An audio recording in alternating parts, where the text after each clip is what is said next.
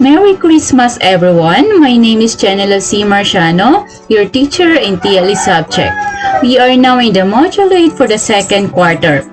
In this module, you are expected to differentiate the different types of pictorial drawing, construct pictorial drawing, and shows the ability to draw objects. Are you ready? Okay, let's start! Okay, so what is technical drawing?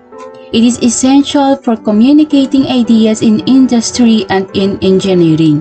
So to make the drawings easier to understand, people use familiar symbols, perspectives, units of measurements, and notation systems, as well as the visual styles and page layout. Okay, in technical drawing, we have the definition of terms. So what are those? The detailed drawing. So it is a drawing of a detailed part usually in orthographic projection. So makikita po natin sa isang picture yung mga Merry detailed Christmas everyone! My name is Chanela C. Marciano, your teacher in TLE subject. So makikita po we natin are now in the module 8 for the second quarter. In this module, you are expected to differentiate the different types of pictorial drawing, construct pictorial drawing, and shows the ability to draw objects. Are you ready? So for this Okay, let's start. Makikita po natin yung mga measurement. Okay, yan po yung mga example ng mga measurement ng bawat views of an object.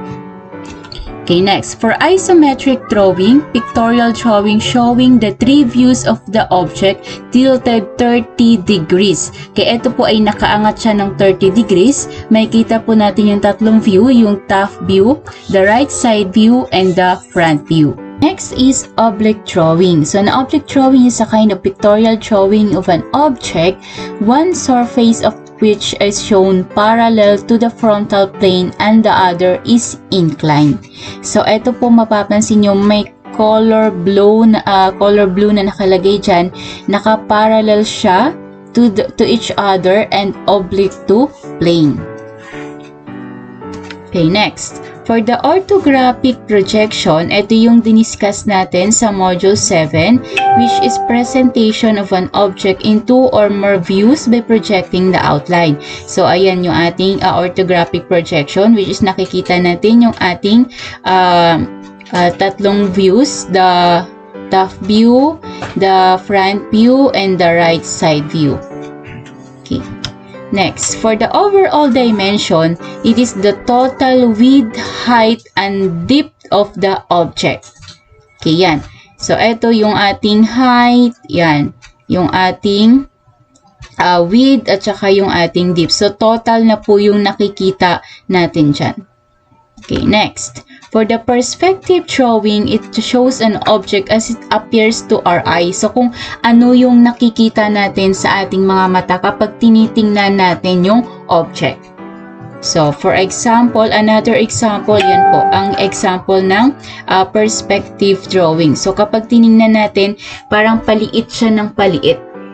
Kaya alam mo, kung dito tayo nakatayo, so ang tingin natin doon ay parang ganito yung ano. So, pag alam mo, nilagyan natin ng color, so ganito siya. Okay. Next ay for the pictorial view, the presentation of an object where it is view showing the three faces of an object. So, meron tayong three faces of an object. So, ito yan.